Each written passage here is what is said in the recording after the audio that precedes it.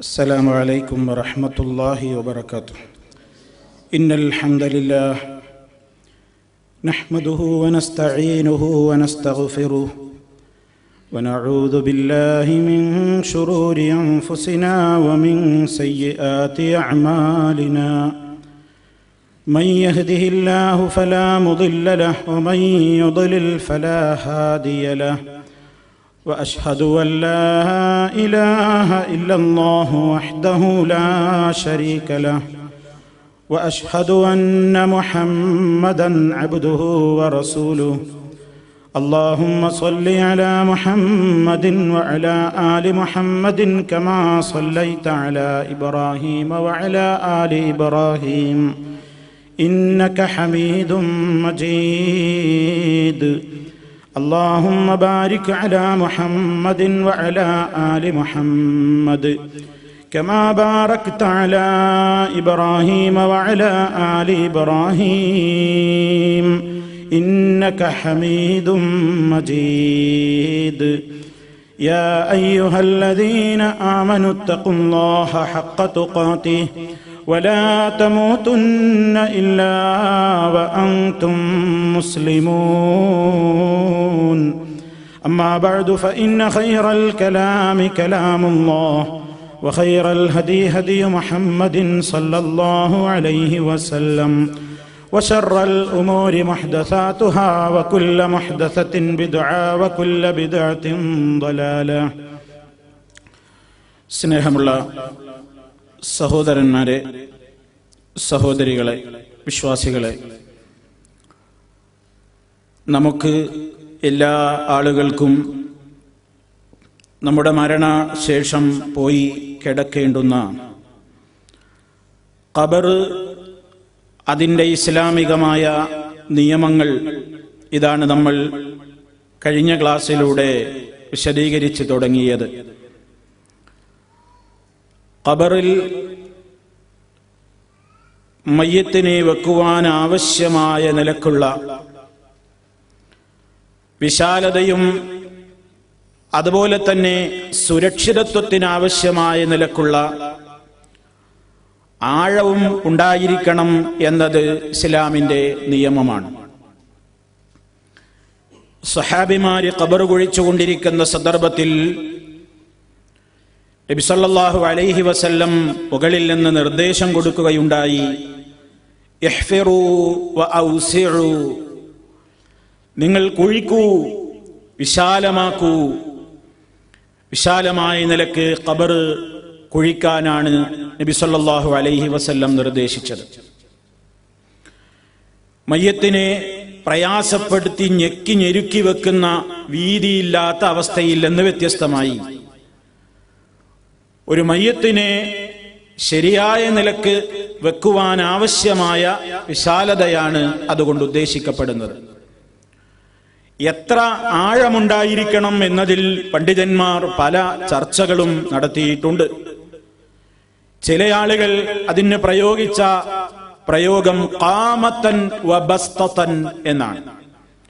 അതിന് മലയാളത്തിൽ പറയാവുന്ന ഭാഷാന്തരം ഒരാളും കൈയും ആഴമുണ്ടായിരിക്കണം എന്നതാണ്. അതായത് ഖബറൊരുക്കി കഴിഞ്ഞ് അതിൽ ഒരാൾ ഇറങ്ങി നിന്നാൽ എന്നിട്ട് അയാളുടെ തലക്ക് മുകളിലേക്ക് കൈ ഉയർത്തിയാൽ ആ കൈ പുറത്തേക്ക് കാണാത്ത നിലക്ക് ഒരാളും കൈയും ആഴമുണ്ടായിരിക്കണം ഖബറിന് എന്ന് അഭിപ്രായപ്പെട്ടിട്ടുള്ള പണ്ഡിതന്മാരുണ്ട്. ഒരു 4.5 മുഴമെങ്കിലും വേണം, അതല്ല 3.5 മുഴമായാലും മതി എന്നൊക്കെ പറഞ്ഞവരുണ്ട്. നബി സല്ലല്ലാഹു അലൈഹി വസല്ലമിൽ നിന്ന് ഒരു നിർണയിക്കപ്പെട്ട ആഴമോ അതല്ലെങ്കിൽ അതിന്റെ കണക്കോ വരാത്തിടത്തോളം ആവശ്യമായ നിലക്കുള്ള ആഴവും വീതിയുമാണ് വേണ്ടത് എന്നതാണ് പണ്ഡിതന്മാർ എത്തിച്ചേർന്നിട്ടുള്ള അഭിപ്രായം. എന്തിനാണ് ഖബറടക്കുന്നത്? ആ ഖബറടക്കുന്നതിലൂടെ ഒന്ന് മയ്യത്ത് സുരക്ഷിതമാവണം. വന്യജന്തുക്കളും അതുപോലെയുള്ള മറ്റേതെങ്കിലും ജന്തുക്കൾ മാന്താൻ ഇടവരുന്ന നിലക്ക് ആഴമില്ലാത്തൊരു കുഴിയിലായിക്കൂടാ. അതുപോലെ തന്നെ പരിസരത്തുള്ള ആളുകൾക്കും സന്ദർശനത്തിന് ചെല്ലുന്നവർക്കുമൊന്നും ആ മയ്യത്തിൽ നിന്ന് ദുർഗന്ധം പുറത്തു വരുന്ന നിലക്കും ആയിക്കൂടാ. അങ്ങനെ സുരക്ഷിതമായ നിലക്ക് മാന്തപ്പെടാതിരിക്കാനും ദുർഗന്ധം പുറത്തേക്ക് വരാതിരിക്കാനും ഒക്കെ ആവശ്യമായ നിലക്കുള്ള ആഴവും പരപ്പുമൊക്കെയാണ് ഖബറിനുണ്ടായിരിക്കേണ്ടത് എന്നതാണ് മൊത്തത്തിൽ പണ്ഡിതന്മാർ ഒരു ഏകീകൃത അഭിപ്രായം എന്ന നിലക്ക് രേഖപ്പെടുത്തിയിട്ടുള്ളത്. മഹാനായ ഇമാം മാലിക് റഹ്മത്തുള്ളാഹി അലൈഹി അദ്ദേഹം ഇതിനെ സംബന്ധിച്ച അഭിപ്രായം രേഖപ്പെടുത്തപ്പെട്ട സന്ദർഭത്തിൽ പറയുകയുണ്ടായി, ലം യബ്ലുഗ്നി ഫീ ഉംഖി ഖബ്രിൽ മയ്യിത്തി ശൈഉൻ മൗഖൂഫുൻ അലൈഹി വഅഹബ്ബു ഇലയ്യ അല്ലാ യകൂന അമീഖതൻ ജിദ്ദൻ വലാ ഖരീബതൻ മിൻ അലൽ അർദി ജിദ്ദാ. മഹാനവറുകൾ പറയുകയാണ്, മയ്യിത്തിനൊരുക്കുന്ന ഖബറിന്റെ ആഴം എത്രയായിരിക്കണം എന്നതിൽ കണിശമായി പ്രവാചകനിൽ നിന്ന് നമുക്ക് സ്വീകാര്യോഗ്യമായ നിലക്കുള്ള ഒരു റിപ്പോർട്ടുകളും എനിക്ക് കിട്ടിയിട്ടില്ല. ഇമാം മാലിക് റഹിമഹുല്ലാ പറയുകയാണ്. എന്നാൽ ഞാൻ ഇഷ്ടപ്പെടുന്നു അത് വലിയ ആഴത്തിലും വേണ്ട, എന്നാൽ ഭൂമിപ്പുറത്ത് നിന്ന് വളരെ അടുത്ത് പെട്ടെന്ന് മണ്ണിട്ട് മൂട് കുറഞ്ഞൊരു ആഴം അതും പോരാ, ആവശ്യമായ നിലക്കുള്ള ആഴവും പരപ്പുമൊക്കെയാണ് വേണ്ടത്. അത് സന്ദർഭത്തിനും ഓരോ സ്ഥലത്തിന്റെ കടുപ്പുകൾക്കുമൊക്കെ അനുസരിച്ചുകൊണ്ട് ആ രൂപത്തിൽ വൃത്തിയായ നിലക്ക് ആദരവോടുകൂടെ മറവ് ചെയ്യപ്പെടേണ്ടതുണ്ട് എന്നാണ് നമ്മൾ അതിൽ നിന്ന് മനസ്സിലാക്കേണ്ടത്. പിന്നെ സഹോദരങ്ങളെ, ഖബറിന്റെ രൂപത്തെ സംബന്ധിച്ച് പറയുകയാണെങ്കിൽ രണ്ട് നിലക്ക് ഖബർ കുഴിക്കപ്പെടാറുണ്ട്. ഒന്ന്, അറബി ഭാഷാ പ്രയോഗമനുസരിച്ച് ലഹദ് എന്നാണ് അറിയപ്പെടുന്നത്. ലഹദ് രൂപത്തിൽ ഖബർ കുഴിക്കാറുണ്ട്, ശഖ് രൂപത്തിൽ ഖബർ കുഴിക്കപ്പെടാറുണ്ട്. എന്താണിത് രണ്ടും തമ്മിലുള്ള വ്യത്യാസം?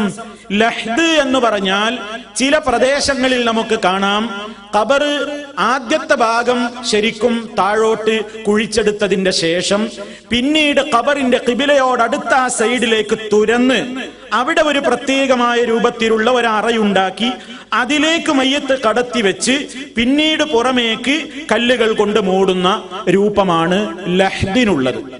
രണ്ടാമത്തെ രൂപമായ ശഖ്തിനുള്ളത് ആഴത്തിൽ കുഴി കുഴിക്കുകയും എന്നിട്ട് അതിന്റെ മധ്യത്തിൽ തന്നെ മറ്റൊരു കുഴി ഒരുക്കുകയും ചെയ്യുന്ന സമ്പ്രദായമാണ് ശഖ് എന്ന പേരിൽ അറിയപ്പെടുന്നത്. ഇത് രണ്ടിനെ സംബന്ധിച്ചിടത്തോളവും പണ്ഡിത ലോകത്ത് ചർച്ചയുണ്ട്. ഒന്ന്, രണ്ടിലേതാണ് ഉത്തമം എന്ന കാര്യത്തിലേ തർക്കമുള്ളൂ. രണ്ടും ജായിസാണ്. രണ്ട് രൂപത്തിൽ ഖബർ ഒരുക്കിയാലും വിരോധമില്ല എന്നതിൽ പണ്ഡിത ലോകത്ത് അഭിപ്രായ വ്യത്യാസമേയില്ല. എന്നാൽ ഏതാണ് ഉത്തമം? ഉത്തമം ലഹ്ദാണ്, ലഹ്ദിന്റെ രീതിയാണ് എന്നാണ് പണ്ഡിതന്മാർ അഭിപ്രായപ്പെടുന്നത്. കാരണം എന്താണ്? സഹാബത്തൊക്കെ അങ്ങനെയാണ് മനസ്സിലാക്കിയിട്ടുള്ളത്. മഹാനായ നബി സല്ലല്ലാഹു അലൈഹി വസല്ലമിനെ ഖബറടക്കേണ്ട നേരത്ത് അവിടുന്ന് വഫാത്തായപ്പോൾ അനസ് ഇബ്നു മാലിക് റളിയല്ലാഹു തആല അൻഹു പറയുന്നുണ്ട്, ലമ്മാ തുവഫിയ നബിയു സല്ലല്ലാഹു അലൈഹി വസല്ലമ കാന ബിൽ മദീനത്തി റജുലുൻ യൽഹദു വആഖറ യദ്റഹു ഫഖാലൂ നസ്തഖീറു റബ്ബനാ വനബഅസു ഇലൈഹിമാ ഫഅയ്യുഹുമാ സബഖ തറക്നാഹു ഫഅർസല ഇലൈഹിമാ ഫസബഖ സാഹിബുൽ ലഹദി ഫലഹദൂ ലിന്നബി സല്ലല്ലാഹു അലൈഹി വസല്ലം. ഇബ്നു മാജ റിപ്പോർട്ട് ചെയ്തിട്ടുള്ള സംഭവമാണ്. നബി സല്ലല്ലാഹു അലൈഹി വസല്ലം ഈ ലോകത്തോട് വിട പറഞ്ഞ നേരം അവിടുന്ന് വഫാത്തായപ്പോൾ മദീനയിൽ ലഹദ് കുഴിക്കുന്ന ഒരാളും ഉണ്ടായിരുന്നു, ഈ പറഞ്ഞ രൂപത്തിൽ ശഖ് കുഴിക്കുന്ന ഒരാളും ഉണ്ടായിരുന്നു. അപ്പൊ സഹാബത്തിനിടയിൽ ഒരു സംശയം, നമ്മൾ ആരെ വിളിക്കണം? ഏത് രൂപത്തിൽ റസൂൽ കരീം സല്ലല്ലാഹു അലൈഹി വസല്ലമിന് വേണ്ടി ഖബർ ഒരുക്കണം? അങ്ങനെ അവർ ചർച്ച ചെയ്തിട്ട് അവർ പറഞ്ഞു, നസ്തഖീറു റബ്ബനാ, നമ്മുടെ റബ്ബിനോട് നമുക്ക് ഖൈറായത് ചോദിക്കാം. രണ്ടാളുടെ അടുത്തേക്കും നമുക്ക് ആളെ അയക്കാം. അതിൽ ആരെയാണ് ആദ്യം സമീപിക്കപ്പെടുന്നതെങ്കിൽ അയാൾ വരട്ടെ. അങ്ങനെ സഹാബിമാര് രണ്ടാളുടെ അടുത്തേക്കും ആളെ പറഞ്ഞയച്ചു. ആദ്യം ദൂതനെത്തിയത് ലഹ്ദ് രീതിയിൽ ഖബർ കുഴിക്കുന്ന വ്യക്തിയുടെ സമീപത്തായിരുന്നു. അങ്ങനെ അദ്ദേഹത്തിനാണ് ആ ഖബർ കുഴിക്കൽ വിട്ടുകൊടുത്തത്. അപ്പൊ നബി സല്ലല്ലാഹു അലൈഹി വസല്ലമിനെ ഖബറടക്കിയ രീതി ലഹ്ദ് രൂപത്തിലുള്ള ഖബറിലാണ് അഷ്റഫുൽ ഖൽഖ് സല്ലല്ലാഹു അലൈഹി വസല്ലം മറവ് ചെയ്യപ്പെട്ടത്. ഏതിലും ഉത്തമമായ രീതിയായിരിക്കുമല്ലോ അല്ലാഹു സുബ്ഹാനഹു വ തആല ഹബീബായ റസൂൽ കരീം സല്ലല്ലാഹു അലൈഹി വസല്ലമിന് ഒരുക്കി കൊടുക്കുക എന്നതിൽ സംശയമില്ല. അവിടുത്തെ ആ ഖബറും ഏറ്റവും ഉത്തമമായ രീതിയിലായിരിക്കും എന്ന കാര്യത്തിൽ തർക്കമില്ല. അതിന്റെയൊക്കെ അടിസ്ഥാനത്തിൽ സഹാബത്തടക്കമുള്ള പലരും മനസ്സിലാക്കി ലഹ്ദാണ് ഖബറിന്റെ രണ്ട് രീതികളിൽ ഒന്ന് ഉത്തമം സ്വീകരിക്കുകയാണെങ്കിൽ ലഹ്ദാണ് നല്ലത്. എന്നാൽ എല്ലാ സ്ഥലത്തും അത് പ്രായോഗികമാവില്ല. ചില സ്ഥലത്ത് ഇങ്ങനെ ചെരിച്ചു കുഴിക്കാൻ കഴിയൂല, മണ്ണ് പെട്ടെന്ന് ഇടിഞ്ഞു വീഴും. അങ്ങനെയുള്ള മണൽ പ്രദേശങ്ങൾ ഉണ്ടാകും. അങ്ങനെ ചെരിച്ച് അങ്ങോട്ട് കുഴിച്ച് മയ്യത്ത് കടത്തി വെക്കാൻ രൂപത്തിലായാൽ ഇങ്ങനെ തുരന്നാൽ ചിലപ്പോൾ മുകളിലുള്ള മണ്ണ് താഴോട്ട് ചാടും. ആ രൂപത്തിൽ സംവിധാനമില്ലാത്തിടത്തിൽ ലഹ്ദല്ല, ഷക്ക് തന്നെ. നമ്മുടെയൊക്കെ പല നാട്ടിൻപുറങ്ങളിലും കാണുന്ന ആ നിലക്ക് മുകളിൽ ഒരു കുഴി, നടുക്ക് മറ്റൊരു കുഴി, അതിലൊരു കേട്ട് ഖബർ അതിൽ വെക്കുന്ന രീതി. ഇനി നിങ്ങൾ നോക്കൂ, മഹാനായ സഅദ് ബിൻ അബി വഖാസ് റളിയല്ലാഹു തആല അൻഹു, അദ്ദേഹം മരിക്കാൻ കിടക്കുന്ന ആ രോഗത്തിൽ അദ്ദേഹം ഒരു വസിയത്ത് പറയുകയുണ്ടായി ചുറ്റും നിൽക്കുന്നവരോട്, നിങ്ങൾ എനിക്ക് ലഹ്ദ് കുഴിക്കണം, ഞാൻ മരിച്ചു കഴിഞ്ഞാൽ നിങ്ങൾ എന്നെ അടക്കേണ്ടത് ലഹ്ദ് രീതിയിൽ ഖബർ കുഴിച്ചിട്ട് അതിലായിരിക്കണം എന്ന് മഹാനവറുകൾ പറയുകയുണ്ടായി. അദ്ദേഹം പറയുകയും ചെയ്തു, കമാ സുനിഅ ബിറസൂലില്ലാഹി സ്വല്ലല്ലാഹു അലൈഹി വസല്ലം, അല്ലാഹുവിന്റെ റസൂലിന്റെ ഖബറിൽ ചെയ്യപ്പെട്ടതുപോലെ നിങ്ങൾ എന്നെയും അങ്ങനെ തന്നെ ചെയ്യണമെന്ന് സഅദ് റളിയല്ലാഹു തആല അൻഹു വസിയത്തായി ചുറ്റും കൂടി നിൽക്കുന്ന ആളുകളോട് തന്റെ അവസാന കാല രോഗത്തിൽ വെളിപ്പെടുത്തുകയുണ്ടായി എന്ന് ഇമാം മുസ്ലിം റിപ്പോർട്ട് ചെയ്തതായി നമുക്ക് കാണാൻ സാധിക്കും. ഇനി സഹോദരങ്ങളെ, ഈ നിലക്ക് ഖബർ ഒരുക്കി കഴിഞ്ഞാൽ ആ ഖബറിൽ എന്തെങ്കിലും വിരിക്കേണ്ടതുണ്ടോ?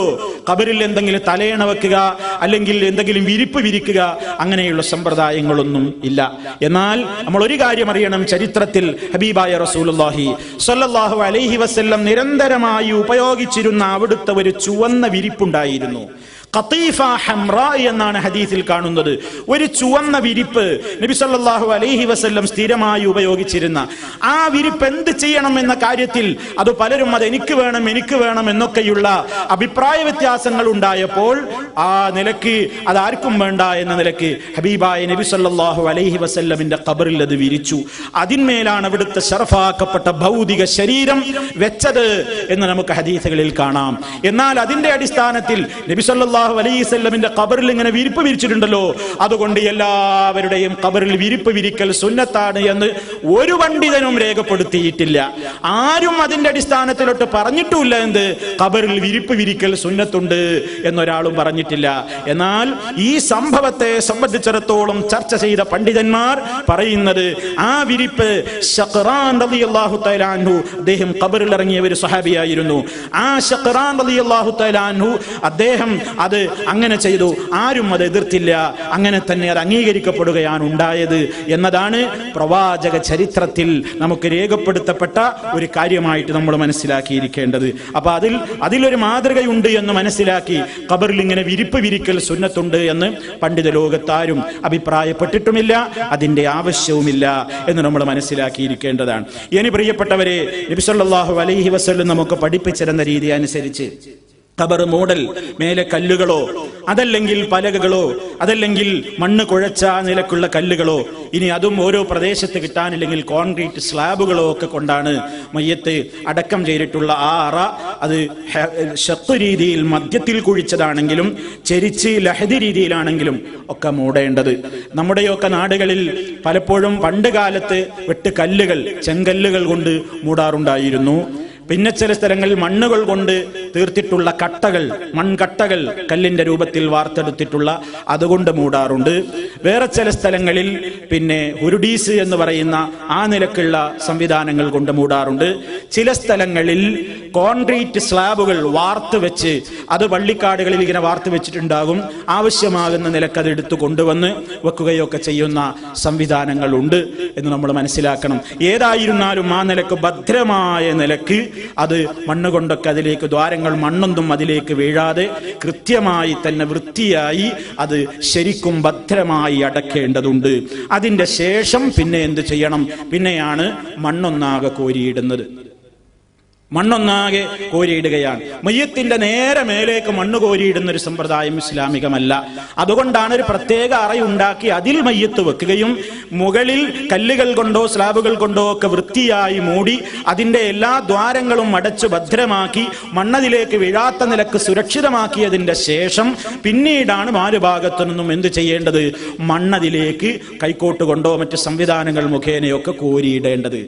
അങ്ങനെ കോരിയിടുന്ന നേരത്ത് പ്രിയപ്പെട്ടവരെ ചുറ്റുഭാഗത്തും കൂടി നിൽക്കുന്ന ആളുകൾക്കും ഒരു പ്രത്യേകമായ സമ്പ്രദായം അഥവാ ഒരു സുന്നത്ത് നബി സല്ലല്ലാഹു അലൈഹി വസല്ലമിൽ നിന്ന് നമുക്ക് മനസ്സിലാക്കുവാൻ സാധിക്കും.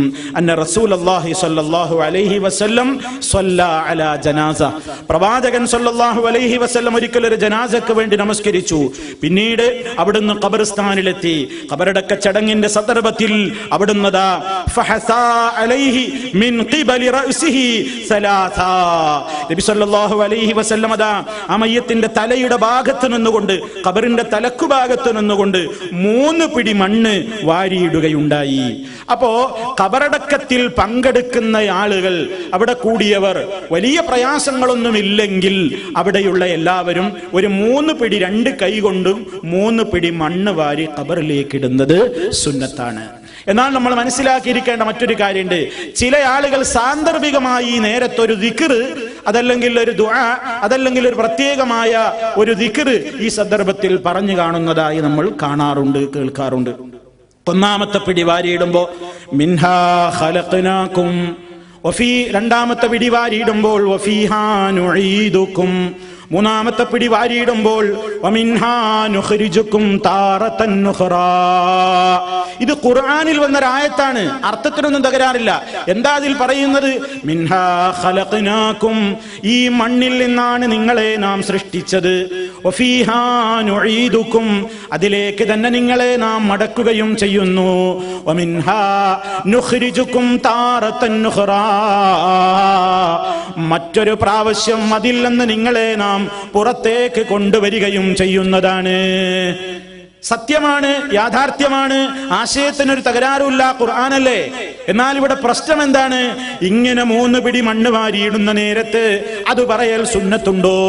അങ്ങനെ പറയാൻ നബി സല്ലല്ലാഹു അലൈഹി വസല്ലം പഠിപ്പിച്ചിട്ടുണ്ടോ?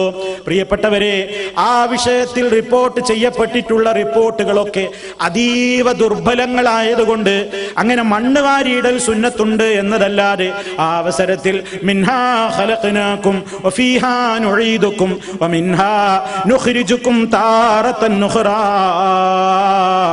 എന്ന് പറയൽ സുന്നത്താണ് എന്ന വാദത്തിന് പിൻബലമില്ല. അതിന് നമുക്ക് പ്രമാണങ്ങളുടെ പിൻബലമില്ല. അപ്പൊ ഒന്നും പറയാതെ അങ്ങ് വാരിയിട്ടാ മതി. മിൻഹാ ഖലഖനാകും എന്ന പ്രത്യേകമായ ദിക്ർ ആ സന്ദർഭത്തിൽ സ്വഹീഹായ സനദിലൂടെ അഥവാ ശരിയായ രൂപത്തിലുള്ള ഒരു പ്രമാണമായ നിലക്ക് ഉദ്ധരിക്കപ്പെട്ടിട്ടില്ല. അത് സംബന്ധമായി റിപ്പോർട്ട് ചെയ്യപ്പെട്ട സംഭവങ്ങളൊക്കെ വളരെ ദുർബലം, എത്രത്തോളം അത് വ്യാജ നിർമ്മിതമാണെന്ന് വരെ പണ്ഡിത ലോകത്ത് ആ വിഷയത്തിൽ ഹദീസുകളെ സംബന്ധിച്ചുള്ള ചർച്ചകളും പരിശോധനകളും നടത്തിയിട്ടുള്ള മുൻഗാമികളായ പണ്ഡിതന്മാർ തന്നെ അതിന്റെ വൈകല്യങ്ങളെ, അതിന്റെ ദുർബലതകളെ കൃത്യമായി വിശദീകരിച്ചിട്ടുണ്ട്. അപ്പോ ആ ഒരു പ്രത്യേകമായി മണ്ണ് കോരിയിടൽ സുന്നത്തുണ്ട് എന്ന് നമ്മൾ മനസ്സിലാക്കുക. പിന്നെ ഖബർ എങ്ങനെയായിരിക്കണം? നബി സല്ലല്ലാഹു അലൈഹി വസല്ലം എന്താണ് പറഞ്ഞത്? ഖബറിലേക്ക് പുറമേ നിന്നുള്ള മണ്ണുകൾ കൊണ്ടുവന്നിടരുത്.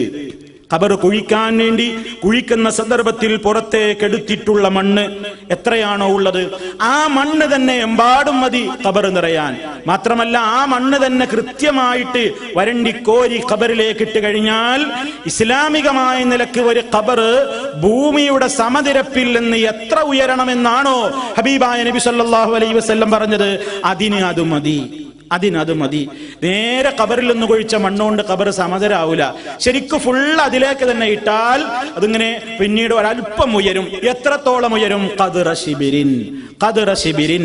നബി സല്ലല്ലാഹു അലൈഹി വസല്ലമിന്റെ ഖബർ അതാ കണ്ടിട്ടുള്ള സഹാബിമാർ വളരെ കൃത്യമായി തന്നെ വറുഫിയ ഖബ്റുഹു മിനൽ അർളി നഹ്വം മിൻ ശിബിരിൻ. നബി സല്ലല്ലാഹു അലൈഹി വസല്ലമിന്റെ ഖബർ ഭൂമിയുടെ സമദാനത്തിൽ നിന്ന് ഉയർത്തപ്പെടുകയുണ്ടായി. എത്ര ഖദർ?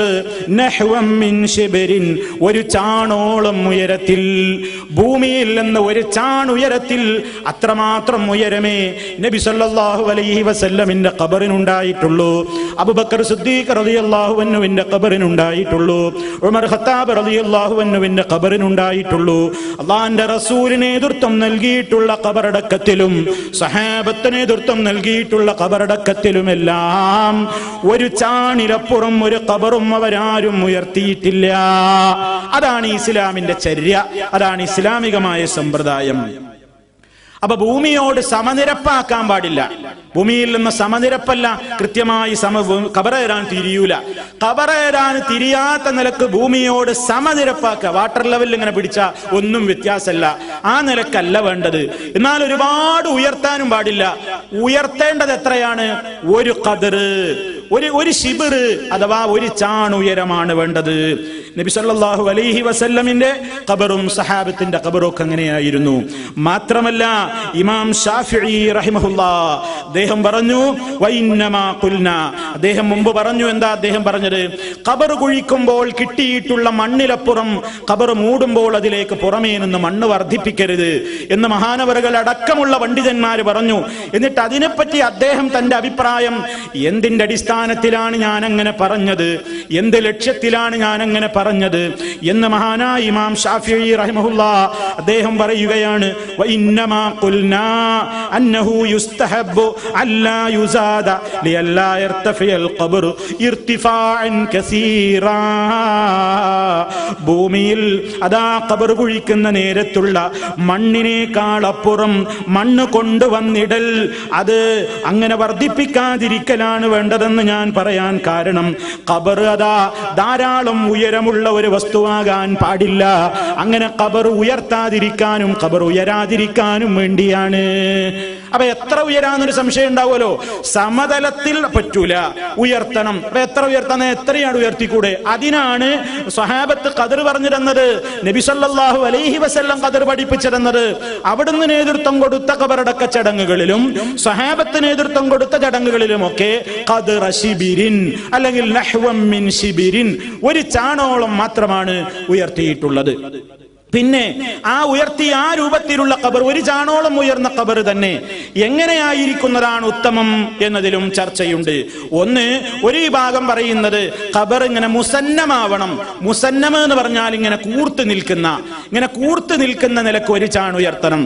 വേറൊരു വിഭാഗം പണ്ഡിതന്മാർ പറയുന്നത് ഒരു ചാൺ ഉയർത്തിയിട്ട് കൈക്കോട്ട് കൊണ്ട് അതിന്റെ മുകൾ ഭാഗം ഒന്നിങ്ങനെ പരത്തുക, ഇതിന്റെ മുകൾ ഭാഗം ഒന്നിങ്ങനെ പരത്തുക, അതിന്മേൽ ഇങ്ങനെ ചരൽക്കല്ലുകളൊക്കെ വെതറുമ്പോ ആ കല്ലുകളൊക്കെ പോകാതിരിക്കാൻ തക്ക രൂപത്തിൽ ഒരല്പം ഇങ്ങനെ അതിന്റെ മുകൾ ഭാഗം ഒന്നിങ്ങനെ പരത്തുന്ന തസ്തീഹ്, മുസത്തഹത്തായ രീതി എന്നതും പണ്ഡിതന്മാർ പറഞ്ഞിട്ടുണ്ട്. ഇതിലേതാണ് ഉത്തമം എന്നതിലുള്ള ചർച്ചയിൽ നബി സല്ലല്ലാഹു അലൈഹി വസല്ലമിന്റെയും സിദ്ദീഖുൽ അക്ബർ റളിയല്ലാഹു അൻഹുവിന്റെയും ഉമർ ഖത്താബ് റളിയല്ലാഹു അൻഹുവിന്റെയും ഒക്കെ ഖബർ കണ്ടിട്ടുള്ള സഹാബിമാര് അവരാ ഖബർ ഭൂമിയിൽ നിന്ന് ഒരു ചാൺ ഉയർന്നതാണ് കണ്ടത്. മാത്രമല്ല മുസന്നമ മുകൾ ഭാഗം ഇങ്ങനെ കൂർത്ത നിലക്ക്, ഒരു സിനാമ് പൂഞ്ഞ പോലെ ഇങ്ങനെ കൂർത്ത നിലക്കായിട്ടാണ് കണ്ടിട്ടുള്ളത് എന്ന റിപ്പോർട്ടിന്റെ അടിസ്ഥാനത്തിൽ അങ്ങനെ ഖബർ മുസന്നമാക്കുന്നതാണ് നല്ലത് എന്ന് പണ്ഡിതന്മാർ, അതാണ് ഏറ്റവും ഉത്തമം എന്ന് അഭിപ്രായപ്പെടുന്നവരും ആ വിഷയത്തിൽ ഉണ്ട്. ഇനി അതിന്റെ മേൽ ചരൽക്കല്ലുകൾ ഇടുന്നതിന് വിരോധമില്ല. ചരൽക്കല്ലുകൾ ഇടുന്നത് എന്ത് ലക്ഷ്യത്തിനാണ്? വെറും പൊടിയായ നിലക്കാണെങ്കിൽ അത് പെട്ടെന്ന് അങ്ങ് കാറ്റൊക്കെ അടിക്കുമ്പോ അങ്ങോട്ട് പാറി ആകെ രൂപത്തിൽ ഖബർ എന്താൻ തിരിയാത്ത കോലത്തിലായി പോകും. അപ്പൊ കല്ലുകൾ, ചെറിയ ചരൽക്കല്ലുകൾ, ഇങ്ങനെ ചെറിയ കല്ലുകളൊക്കെ വെതറിക്കഴിഞ്ഞാൽ അത് അവിടെ ഒതുങ്ങി ആ മണ്ണവിടെ ആ ഖബറിന്റെ ഷേപ്പിൽ തന്നെ നിലനിൽക്കാൻ അത് കാരണമാകും എന്നതുകൊണ്ടാണ്. പിന്നെ സഹോദരങ്ങളെ, അതിന്റെ മേൽ വെള്ളം തെളിക്കലിനെ പറ്റി, അങ്ങനെ ആക്കി കഴിഞ്ഞ ശേഷം വെള്ളം തെളിക്കൽ പ്രത്യേകമായി സുന്നത്തുണ്ടോ, ഒരു പ്രത്യേകമായി അത് നല്ലതാണോ? പണ്ഡിത ലോകത്ത് അതും ചർച്ചകൾക്ക് വിധേയമായിട്ടുള്ള ഒരു വിഷയമാണ്. നബി സല്ലല്ലാഹു അലൈഹി വസല്ലം ഇബ്രാഹിം എന്ന കുഞ്ഞിന്റെ ഖബറിന്മേൽ വെള്ളം തെളിച്ചു എന്ന് ചില റിപ്പോർട്ടുകളിൽ, അതുപോലെ തന്നെ നബി സല്ലല്ലാഹു അലൈഹി വസല്ലമിന്റെ ഖബറിന്റെ മേൽ ബിലാൽ റളിയല്ലാഹു തആല അൻഹു വെള്ളം തെളിച്ചു എന്നൊക്കെ ചില റിപ്പോർട്ടുകളിലുണ്ട്. അതിന്റെ അടിസ്ഥാനത്തിൽ അങ്ങനെ ചെയ്യുന്നത് സുന്നത്താണ് എന്ന് അഭിപ്രായപ്പെടുന്നു. എന്നാൽ ആ സംഭവങ്ങളെ സംബന്ധിച്ചൊക്കെ അതിന്റെ സ്വീകാര്യതയുടെ കാര്യത്തിൽ ചില വിമർശനങ്ങളൊക്കെ പണ്ഡിത ലോകത്തുള്ളതിനാൽ ആവശ്യമെന്ന് തോന്നുന്ന ഘട്ടത്തിൽ അങ്ങനെ വെള്ളം ഒഴിക്കാം എന്നാണ് ചില പണ്ഡിതന്മാര് പറയുന്നത്. എന്താണ് ആവശ്യം?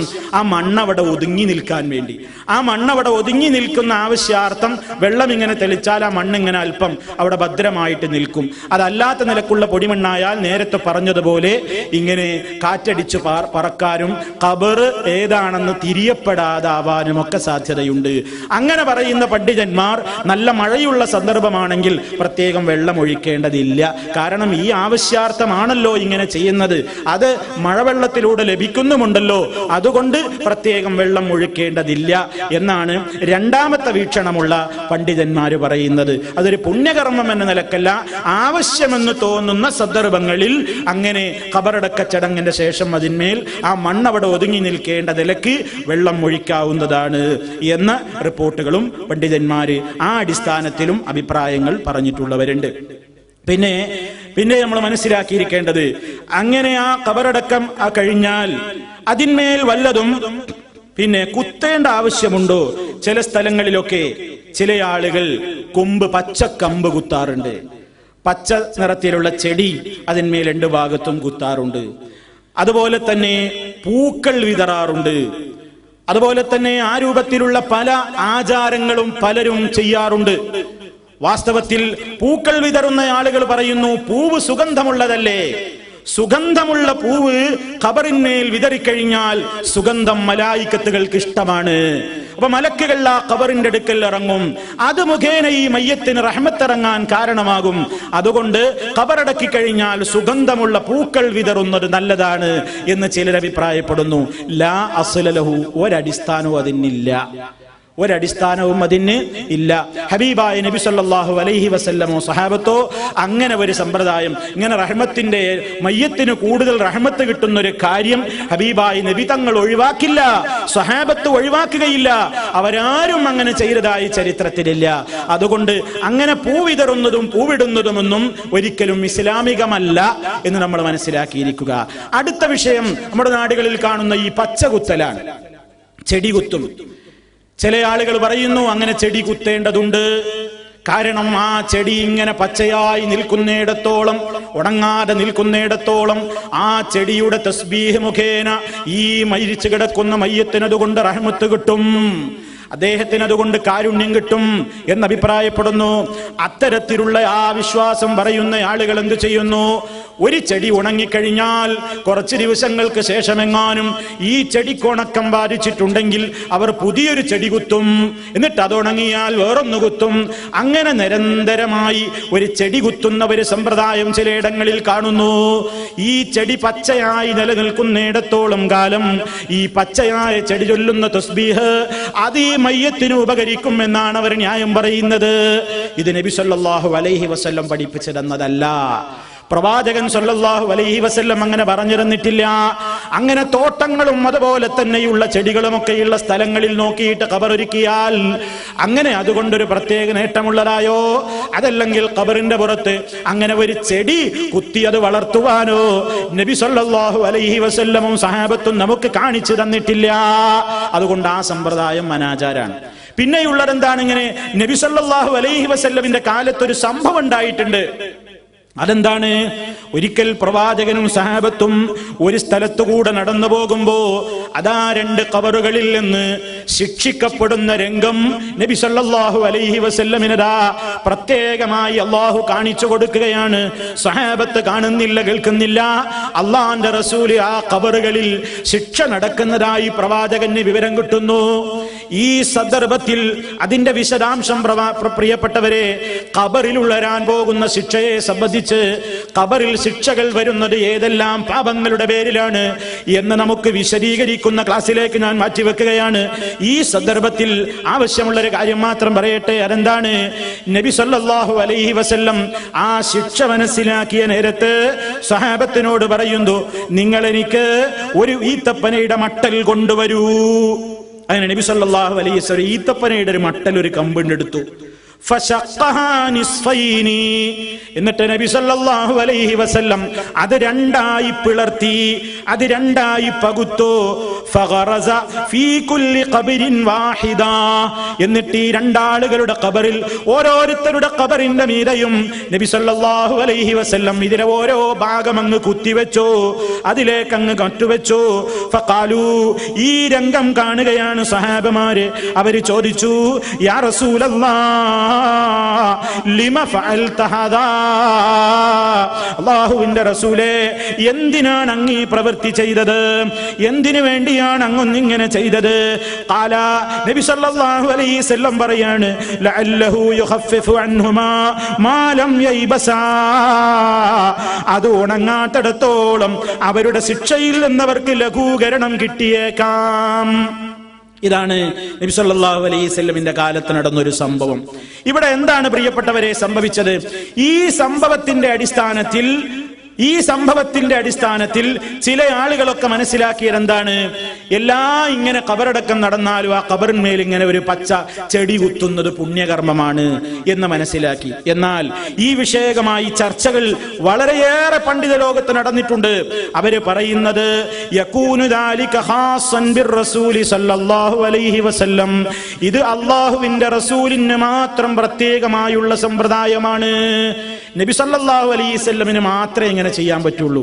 കാരണം ഖബറിലെ ശിക്ഷ പ്രവാചകനല്ലേ വെളിവായത്.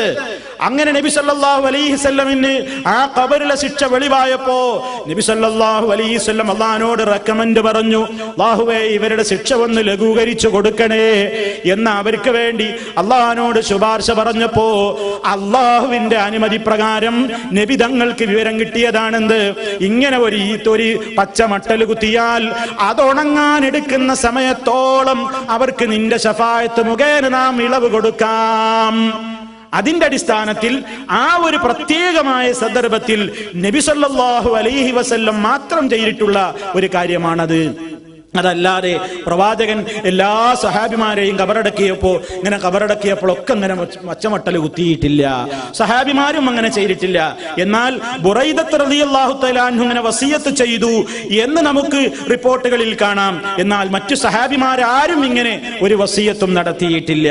അത് പണ്ഡിതന്മാർ അതിനെ സംബന്ധിച്ചും രേഖപ്പെടുത്തുന്നത് എന്താണ്? വലാ നഅലമു അന്ന അഹദൻ മിനസ് സഹാബത്തി റളിയല്ലാഹു അൻഹും വാഫഖ ബുറൈദ അലാ ദാലിക, ബുറൈദ റളിയല്ലാഹു അൻഹു മനസ്സിലാക്കിയതുപോലെ മറ്റു സഹാബിമാരൊന്നും മനസ്സിലാക്കുകയോ അവരാരെങ്കിലും ആ നിലക്കുള്ള ഒരു വസിയത്ത് നൽകുകയോ ചെയ്തതായി നമ്മൾ മനസ്സിലാക്കുന്നില്ല. ഈ ഹദീസ് വിശദീകരിച്ചപ്പോൾ പണ്ഡിതന്മാരത് പറഞ്ഞു. അതുകൊണ്ട് പ്രിയപ്പെട്ടവരെ, ഇങ്ങനെ ഖബറിന്റെ മേലിൽ ഇങ്ങനെ ഒരു ചെടി കുത്തൽ ഒരു പ്രത്യേകമായ പുണ്യമാണ്. അതുകൊണ്ട് അത് പച്ചയായിരിക്കുന്നിടത്തോളം എല്ലാവർക്കും അതുകൊണ്ട് പുണ്യം ഉണ്ടാവുന്നുണ്ട്. ആ പച്ച മാറിയ വീണ്ടും പച്ച കുത്തുക, അങ്ങനെ എന്നും ഇങ്ങനെ പച്ച ചെടികൾ ഇങ്ങനെ കുത്തിവെക്കുന്നത് വളരെ നല്ലതാണ് എന്നൊരു ധാരണ ഉണ്ട്. അതിന് പ്രമാണങ്ങളുടെ ശരിയായ നിലക്കുള്ള ഒരു പിൻബലം ഇല്ല എന്നതാണ് നമുക്ക് മനസ്സിലാക്കുവാൻ സാധിക്കുന്നത്. പിന്നെ പ്രിയപ്പെട്ടവരെ, ആ ഖബർ അറിയാൻ വേണ്ടി, മനസ്സിലാക്കാൻ വേണ്ടി അതിന്റെ മുകളിൽ നമുക്ക് അടയാളം വെക്കാമോ? നബി സല്ലല്ലാഹു അലൈഹി വസല്ലം ഖബറതാ തിരിച്ചറിയപ്പെടാൻ വേണ്ടി ഖബറിന്റെ മുകളിൽ കല്ല് വെച്ചിട്ടുണ്ട്. ഉസ്മാൻ ഇബ്നു മദൂൻ റളിയല്ലാഹു തആല അൻഹുവിന്റെ ജനാസയാണ് ആദ്യമായി മദീനയിലെ പൊതു മഖ്ബറയായ പൊതു ശ്മശാനമായ ബഖീഉൽ ഗർഖദ്, ഇന്നും നമുക്ക് മദീനയിൽ പോയാൽ കമ്പിവേലികൾ കൊണ്ട്, അതുപോലെ തന്നെ ഗ്രിൽസുകൾ കൊണ്ട്, അതുപോലെ തന്നെ കല്ലുകൾ കൊണ്ടൊക്കെ നാല് ഭാഗത്തും പടുത്ത് മറച്ച് ഉയർത്തപ്പെട്ടിട്ടുള്ള ഒരു പൊതു മഖ്ബറ നമുക്ക് കാണാൻ സാധിക്കും. ആ മഖ്ബറയാണ് ബഖീഉൽ ഗർഖദ് എന്ന് പറയുന്നത്. ചില ആളുകൾ ജന്നത്തുൽ ബഖീഅ് എന്ന് പ്രയോഗിക്കാറുണ്ട്. ആ പ്രയോഗം സഹാബത്തിന് പരിചയമില്ലാത്ത പ്രയോഗമാണ്.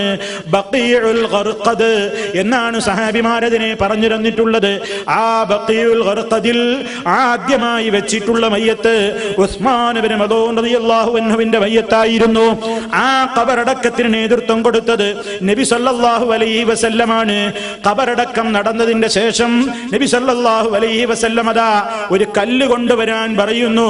അങ്ങനെ ഒരു വലിയ പാറക്കല്ല് അവിടെ കൊണ്ടുവന്ന് ആ ഖബറിന്റെ മുകളിൽ തലയുടെ ഭാഗത്തായി നബി സല്ലല്ലാഹു അലൈഹി വസല്ലം വെക്കുന്നു. എന്നിട്ട് അവിടുന്ന് പറഞ്ഞു, അഅലമു ബിഹാ ഖബ്റ അഖി, എന്റെ സഹോദരൻ ഉസ്മാന്റെ ഖബർ എനിക്ക് തിരിച്ചറിയാനാണ് ഞാൻ ഇങ്ങനെ ചെയ്യുന്നത്. എന്ന് നബി സല്ലല്ലാഹു അലൈഹി വസല്ലം പറഞ്ഞു. അപ്പൊ ഒരു ഖബറാണെന്ന് തിരിച്ചറിയപ്പെടുന്ന നിലയ്ക്ക് അടയാളം വെക്കാം. അത് പലകയോ അതല്ലെങ്കിൽ കല്ലോ മറ്റേതെങ്കിലും നിലക്കുള്ള സംവിധാനങ്ങളോ ആ നിലക്ക് അതിന്റെ തലഭാഗത്തും ഖബറിന്റെ ഒരു അതിർത്തി മനസ്സിലാകുന്ന നിലക്ക് കാൽഭാഗത്ത് വെക്കുന്നതിനും വിരോധമില്ല. അങ്ങനെ രണ്ട് ഭാഗത്തും കല്ല് വെക്കാം എന്ന് നമുക്ക് മനസ്സിലാക്കുവാൻ സാധിക്കും. ഈ സംഭവമൊക്കെ എടുത്തിട്ട് ചില ആളുകള് നബി സല്ലല്ലാഹു അലൈഹി വസല്ലമിന്റെ ഇങ്ങനെ പ്രവാചകന്റെ കാലത്ത് നടന്ന ഈ കല്ല് വെച്ച സമ്പ്രദായത്തെ, അത് കുറച്ച് ഉയരമുള്ള പാറക്കല്ല നബി കൊണ്ടുവന്നു വെച്ചത്. ആ പാറക്കല്ല് പിൽക്കാലത്ത് ചാടിക്കടക്കാൻ ചെറിയ കുട്ടികൾക്ക്, 5-6 വയസ്സുള്ള കുട്ടികൾക്കൊക്കെ അതിങ്ങനെ എളുപ്പം ചാടിക്കടക്കാൻ കഴിഞ്ഞിരുന്നില്ല. ഞങ്ങളിൽ വലിയ ചാട്ടക്കാരായിട്ടാണ് അത് ചാടുന്നവരെ ഞങ്ങൾ കണക്കാക്കിയിരുന്നത് എന്നൊക്കെ ചില റിപ്പോർട്ടുകൾ വന്നതിനെ പിടിച്ചുകൊണ്ട് ചിലർ പറഞ്ഞു, കണ്ടോ അത്രയും ഹൈ ജമ്പ് ചാടാൻ മാത്രം ഉയരമുള്ള വലിയ കെട്ടിപ്പൊക്കല് അല്ലാഹുവിന്റെ റസൂല് കെട്ടിപ്പൊക്കിയിരുന്നു ഖബർ എന്നൊക്കെ പച്ച കള്ളം പറയാറുണ്ട്. പ്രിയപ്പെട്ടവരെ, നബി സല്ലല്ലാഹു അലൈഹി വസല്ലം പഠിപ്പിച്ചിരുന്നത് ഒരു ചാൺ ഉയരമാണ്, അവിടുത്തെ ഖബറും അങ്ങനെയാണ്. റസൂൽ സല്ലല്ലാഹു അലൈഹി വസല്ലമിന്റെ കൂടെ അതാ അവിടെ തന്നെ മറവ് ചെയ്യപ്പെട്ടിട്ടുള്ള സിദ്ദീഖുൽ അക്ബർ റളിയല്ലാഹു അൻഹു, ഉമർ ഖത്താബ് റളിയല്ലാഹു അൻഹു, എല്ലാവരുടെയും ഖബർ ഭൂമിയിൽ നിന്ന് ഒരു ചാണാണ് ഉയരം. അതാണ് ഏറ്റവും നല്ലത്, അതാണ് ഉത്തമം, അത് തന്നെയാണ് വേണ്ടത്.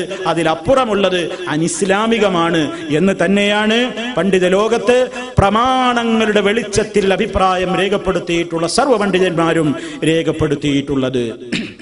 അപ്പോ ഈ നിലക്ക് പ്രത്യേകമായ രൂപത്തിൽ ഇങ്ങനെ ഖബറിന്റെ എല്ലാ രൂപത്തിലുള്ള പ്രവർത്തനങ്ങളും അവസാനിച്ചു കഴിഞ്ഞാൽ പ്രിയപ്പെട്ടവരെ, ഇനി നമ്മൾ മനസ്സിലാക്കിയിരിക്കേണ്ടത് എന്താണ്? ചില സ്ഥലങ്ങളിൽ ഖബറിന്മേ ചില ആൾക്കാർ തുണി കൊണ്ട് മൂടും. ഒരാദരവാണ് എന്ന നിലക്ക് ഖബറിന്റെ മേലങ്ങനെ മൂടും. ചില സ്ഥലങ്ങളിൽ ഖബറിന്റെ മീതെ ഒരു താബൂത്ത് പെട്ടി വെച്ചിട്ട് ആ പെട്ടിയുടെ മീതെ മൂടും. എല്ലാം അനിസ്ലാമികമാണ്, ഒന്നും ഇസ്ലാമികല്ല. നബി സല്ലല്ലാഹു അലൈഹി വസല്ലമിനെ ഖബറിന്റെ മീതെ വിരിപ്പോണ്ട് മൂടാനോ അതിന്മേലൊരു താബൂത്ത് മരത്തിന്റെ ഒരു പെട്ടിയോ എന്തെങ്കിലും ഉണ്ടാക്കിയിട്ട് അതിന്മേൽ മൂടാനോ ഒന്നും പറഞ്ഞിട്ടില്ല. അതിന്മേൽ ആയത്തുകൾ എഴുതി വെക്കുന്ന സമ്പ്രദായം ചില ആളുകൾ അങ്ങനെ ചെയ്യും. ഖബറിന്മേ ആയത്തുൽ കുർസി എഴുതി വെക്കും, നിസാങ്കല്ലും മലായത്ത് എഴുതും, ഹദീസ് എഴുതും, ഈ മരണപ്പെട്ടു പോയയാളുടെ മദ്ഹ് കാവ്യങ്ങൾ എഴുതും, അയാളുടെ ചരിത്രങ്ങൾ എഴുതും. അതൊക്കെ പാടില്ലാത്ത സംഗതിയാണ്. ചില ആളുകൾ പറയുന്നു, ഒരുപാട് കല്ലുകൾ ഇങ്ങനെ ഉള്ളിടത്ത് തീരെ മനസ്സിലാവൂലാലോ, അതുകൊണ്ട് കല്ലിന്മേൽ മരണപ്പെട്ടയാളുടെ പേര് മാത്രം എഴുതി വെക്കുന്നതിന് വിരോധമില്ല എന്ന് അഭിപ്രായപ്പെടുന്ന ചില പണ്ഡിത ലോകത്തുണ്ട്. എന്നാൽ അതുപോലും വേണ്ട എന്നാണ് പണ്ഡിതന്മാർ പറയുന്നത്. കാരണം അല്ലാഹുവിന്റെ റസൂല് ഈ എഴുതി ഖബർ കെട്ടിപ്പൊക്കുന്നത്, അതുപോലെ തന്നെ അതിന്മേൽ കുമ്മായമിടുന്നത്, അതുപോലെ തന്നെ അതിന്മേൽ ഇരിക്കുന്നത്, അതുപോലെ തന്നെ അവിടെ വിളക്ക് കൊളുത്തുന്നത്, അതുപോലെ തന്നെ അതിന്മേൽ എഴുതുന്നത് എല്ലാം അവിടുന്ന് വിരോധിച്ചിട്ടുണ്ട് എന്ന് ഹദീസുകളിൽ നമുക്ക് കാണാൻ സാധിക്കുന്നു. അതുകൊണ്ട് തന്നെ ആ രൂപത്തിലുള്ള ഒരു സമ്പ്രദായങ്ങളും പാടില്ല. കാരണം നബി സല്ലല്ലാഹു അലൈഹി വസല്ലമിന്റെ ഈ സഹാബത്തിന്റെ ഒക്കെ കാലത്ത് എത്രയോ സഹാബിമാര് പല സ്ഥലങ്ങളിലും ഖബറടക്കപ്പെട്ടില്ലേ? പ്രവാചകൻ ആരുടെയും പേരെഴുതി വെക്കാൻ പറഞ്ഞില്ലല്ലോ, കല്ലിന്മേൽ കൊത്തിവെക്കാൻ പറഞ്ഞില്ലല്ലോ. അപ്പൊ ഇങ്ങനെ കല്ല് വെക്കാം, ഇങ്ങനെ അടയാളത്തിന്. ആ കല്ല് തന്നെ അടയാളം മനസ്സിലാകുന്ന നിലക്ക് നമുക്ക് പ്രത്യേക രൂപത്തിലൊക്കെ വെക്കുന്നതിന് വിരോധവുമില്ല. എന്നാൽ അത് തിരിച്ചറിയാൻ വേണ്ടി ഖബറിന്മേൽ പെയിന്റ് അടിക്കുക, അല്ലെങ്കിൽ കുമ്മായമിടുക, അതല്ലെങ്കിൽ മറ്റേതെങ്കിലും സംവിധാനങ്ങൾ ഏർപ്പെടുത്തുക, അതൊന്നും പാടില്ലാത്തതാണ്. നമ്മൾ മനസ്സിലാക്കിയിരിക്കണം. പിന്നെ ചില ആളുകൾ അല്ലെങ്കിൽ 4 പേര് കല്ല് വെച്ച് ഇങ്ങനെ പടുത്ത് ഒന്ന് കുമ്മായിട്ട് ഒന്ന് സിമന്റ് ഇട്ട് കുമ്മായം പൂശി, അതുപോലെ തന്നെ പല കളർ കൊടുത്ത് അങ്ങനെ പല രൂപത്തിലൊക്കെ പല കോലവും കാണിച്ചു കൂട്ടാറുണ്ട്. ഒന്നും ഇസ്ലാം അനുവദിച്ചിട്ടുള്ള സംഗതിയല്ല. അപ്പൊ ആ രൂപത്തിൽ ഒരു ചാണുയരത്തിൽ ഇസ്ലാം പറഞ്ഞ നിലക്കുള്ള ഖബറടക്കം പൂർത്തിയായി. ആ നേരത്തെ പ്രിയപ്പെട്ട സഹോദരന്മാരെ, ഖബറിൽ കിടക്കുന്ന വ്യക്തിക്ക് വേണ്ടി അതാ ആ ഖബറടക്ക ചടങ്ങിൽ പങ്കെടുത്തിട്ടുള്ള മുസ്ലിമീങ്ങൾ അതിന്റെ ചുറ്റുഭാഗത്തും നിന്നുകൊണ്ട് ആ മയ്യത്തിന് വേണ്ടി ദുആ ചെയ്ത് പിരിയേണ്ടതുണ്ട്. മയ്യത്തിന്റെ ഖബറിന്റെ അടുക്കൽ നിന്നുകൊണ്ട് ഖബറടക്കം നടന്നാൽ ആ ഖബറടക്കം നടന്ന് തിരിച്ചു പോരുന്നതിന്റെ മുമ്പായി ആ മയ്യത്തിന് വേണ്ടി ദുആ ചെയ്യുക. നബി സല്ലല്ലാഹു അലൈഹി വസല്ലം ഇദാ ഫറഗ മിൻ ദഫ്നിൽ മയ്യിത്തി, മയ്യിത്ത് മറമാടി കഴിഞ്ഞതിൽ നിന്ന് വിരമിച്ചു കഴിഞ്ഞാൽ വഖഫ അലൈഹി, അവിടെ നിന്നുകൊണ്ട് അവിടുന്ന് പറഞ്ഞു ഇസ്തഗ്ഫിറൂ ലി അഖീകും വസലൂ ലഹു തസ്ബീത് ഫഇന്നഹുൽ ആന യുസ്അലു, നിങ്ങളുടെ സഹോദരന് വേണ്ടി നിങ്ങൾ പൊറുക്കലിനെ ചോദിക്കണേ, വസലൂ ലഹു, അദ്ദേഹത്തിന് വേണ്ടി നിങ്ങൾ അല്ലാഹുവോട് ചോദിക്കണേ, അത്തസ്ബീത്, സ്ഥൈര്യത്തിന് വേണ്ടി അല്ലാഹുവോട് നിങ്ങൾ ചോദിക്കണേ. കാരണം ഫഇന്നഹു, നിശ്ചയമായും ഇപ്പോൾ ആ മയ്യത്ത് യുസ്അലു, ചോദിക്കപ്പെടുന്ന നേരമാണ്. അതാ ഖബറിലൊക്കെ പെട്ട് കഴിയുന്ന നേരത്ത് മലക്കുകൾ ചോദ്യത്തിന് വേണ്ടി വരുന്ന നേരമാണ്. ആ സന്ദർഭത്തിൽ അതാ പിരിഞ്ഞു പോകുന്നതിന്റെ മുമ്പേ മുസ്ലിമീങ്ങളതാ അവിടെ ചുറ്റുഭാഗത്തു നിന്നുകൊണ്ട് അല്ലാഹുവിനോട് പ്രാർത്ഥിക്കുന്നു, അല്ലാഹുവിനോട് അവർ ഇസ്തിഗ്ഫാറിനെ ചോദിക്കുന്നു. അതിനാണ് പ്രിയപ്പെട്ടവരെ തസ്ബീത്ത് എന്ന് പറയുന്നത്. തസ്ബീത്ത് എന്നാണ് അതിന് പറയാ. നമ്മുടെയൊക്കെ നാട്ടിൻപുറങ്ങളിൽ പണ്ട് കണ്ടിരുന്ന സമ്പ്രദായം ഇതല്ല. ഈ സ്ഥാനം ഇതങ്ങ് മാറ്റിയിട്ട് ഒരു തൽഖീൻ എന്ന് പറയുന്ന സമ്പ്രദായമാണ് കണ്ടുവന്നിരുന്നത്. എന്താണ് തൽഖീൻ എന്ന് പറഞ്ഞാൽ, ഈ ഖബറടക്കം നടന്നു കഴിഞ്ഞാൽ ഒരു മുസ്ലിയാർ ഖബറിന്റെ തലക്കുഭാഗത്ത് ഇരിക്കുകയും എന്നിട്ടതാ ആ ഖബറിൽ കിടക്കുന്ന മനുഷ്യനെ ഇന്ന ഉമ്മയുടെ മകനായ മനുഷ്യ, താങ്കൾ ഇതാ ഭൂമിയിൽ നിന്ന് ആഖിറത്തിലേക്കുള്ള യാത്രയായ ഖബറിൽ ഇപ്പോൾ ഇറങ്ങിയിരിക്കുകയാണ്. അതാ നിങ്ങൾ ഇതാ ഇപ്പോൾ ഇങ്ങനെ കിടക്കുന്ന ഈ നേരത്ത് നിങ്ങളുടെ അടുക്കൽ ചോദ്യം ചെയ്യാൻ വേണ്ടി മലക്കുകൾ വരുന്നു. ആ മലക്കുകൾ വന്നുകൊണ്ട് നിങ്ങളോട് മൻ റബ്ബുക എന്ന് ചോദിക്കും, നബിയാരെന്ന് ചോദിക്കും, ദീനേരെന്ന് ചോദിക്കും, ഇമാമാരെന്ന് ചോദിക്കും. അങ്ങനെ ചോദിക്കുമ്പോ ഫഖുല്ലഹുമാ, ആ മലക്കുകളോട് നീ മറുപടി പറഞ്ഞോളൂ, ബിഖൗലിൻ ഫസീഹ്, വളരെ സ്ഫുടമായ നിലക്ക് നീ ആ മലക്കുകൾക്ക് മറുപടി കൊടുക്കണം.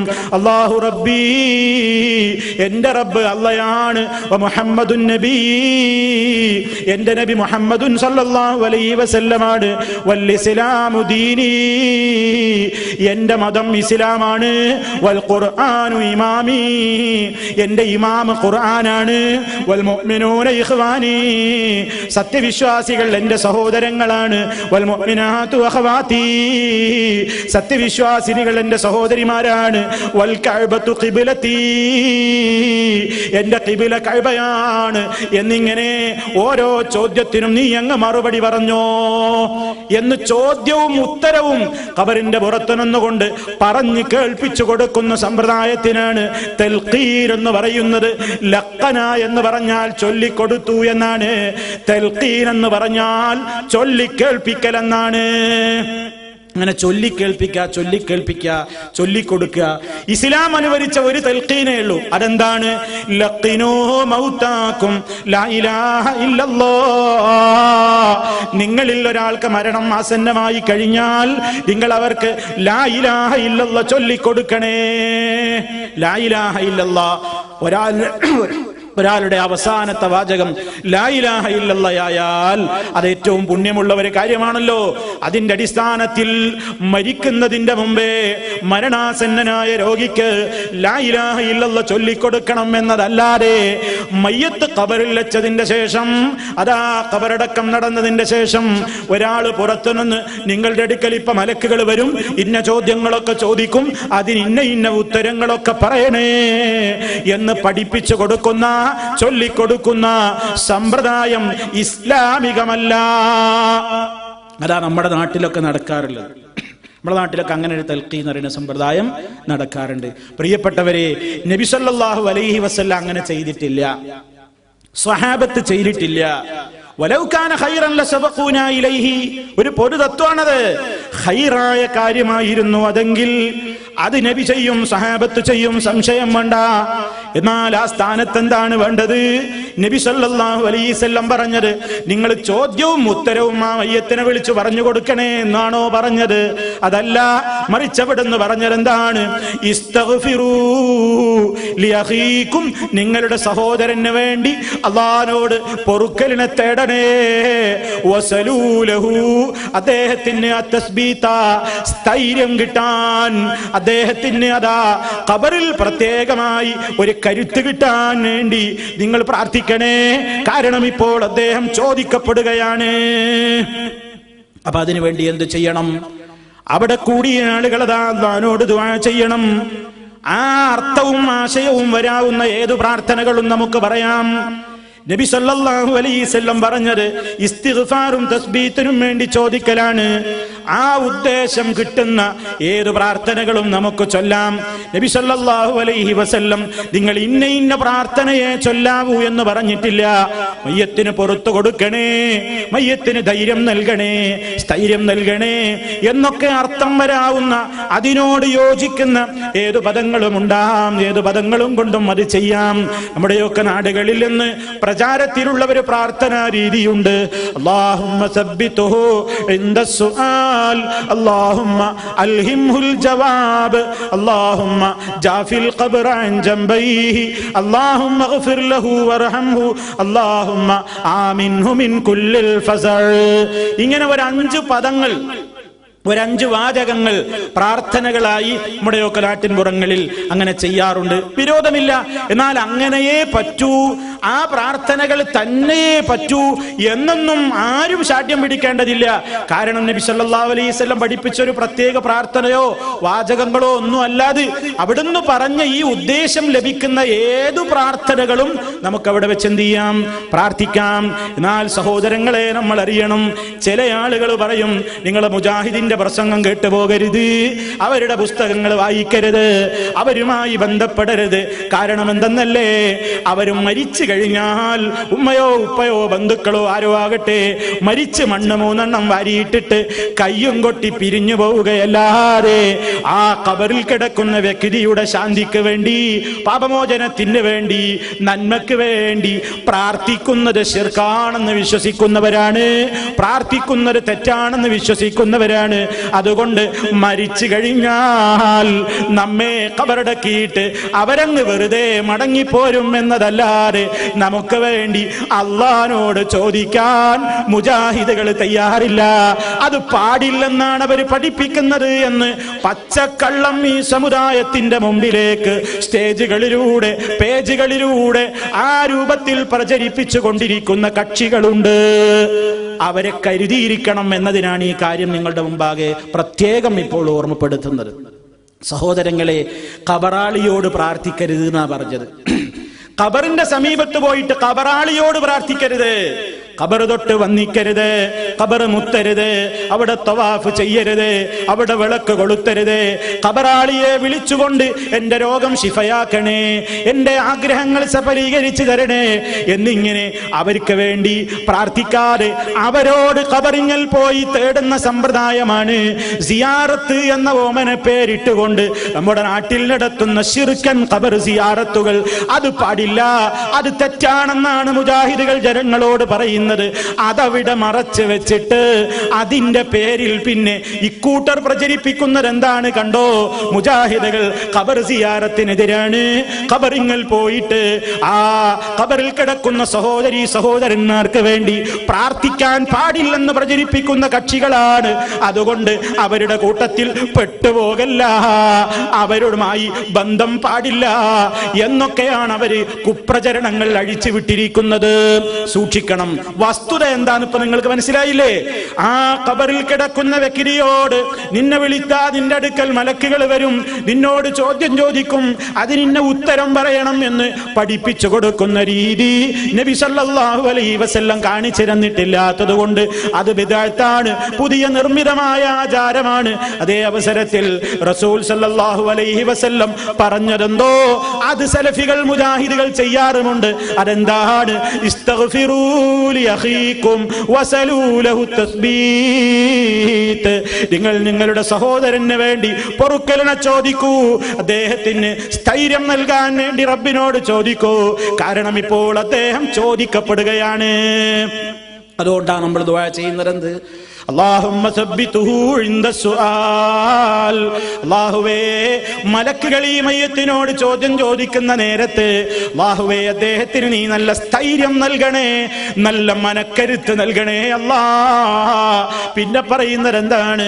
അല്ലാഹുമ്മ അൽഹിംഹുൽ ജവാബ്. നിന്റെ മലക്കുകൾ ചോദ്യം ചോദിക്കുമ്പോ ഞാനിവിടെ നിന്ന് ഉത്തരം പറഞ്ഞു കൊടുത്തിട്ട് കാര്യമില്ലല്ലോ റബ്ബേ, നീയല്ലേ ആ സഹോദരന് സഹോദരിക്ക് ഉത്തരം തോന്നിപ്പിക്കേണ്ടത്. ഞങ്ങൾ വിചാരിച്ചത് കൊണ്ട് കാര്യമില്ലല്ലോ, ഞങ്ങൾ ഇവിടെ പഠിപ്പിച്ചത് കൊണ്ട് കാര്യമില്ലല്ലോ, അതൊട്ട് കേൾക്കുകയുമില്ലല്ലോ. മറിച്ച് അല്ലാഹുമ്മ അൽഹിംഹുൽ ജവാബ്, ഉത്തരം നീ തന്നെ തോന്നിപ്പിക്കണേ അല്ലാ. പിന്നെ പറയുന്നത് എന്താണ്? അല്ലാഹുമ്മ ജാഫിൽ ഖബർ അൻ ജംബൈ. ഖബർ എത്ര വിശാലമായി കുഴിച്ചാലും ഖബറിൽ വെച്ചാൽ ഒരു ഇടുക്കമുണ്ട്, ഖബറിനൊരു ഞെരിക്കലുണ്ട്. അത് നമുക്ക് വേറെ വിശദീകരിക്കാനുണ്ട്. ആ നിലക്ക് ഖബറിലിട്ട് ഞെരുക്കപ്പെടാതെ അല്ലാഹുവേ അദ്ദേഹത്തിന്റെ ഇരുഭാഗങ്ങളെ തൊട്ടും ഖബറിനെ നീ അകറ്റണമേ, ഖബറിൽ ഇടുക്കല്ല റബ്ബേ. പിന്നെ പറയുന്നത് എന്താണ്?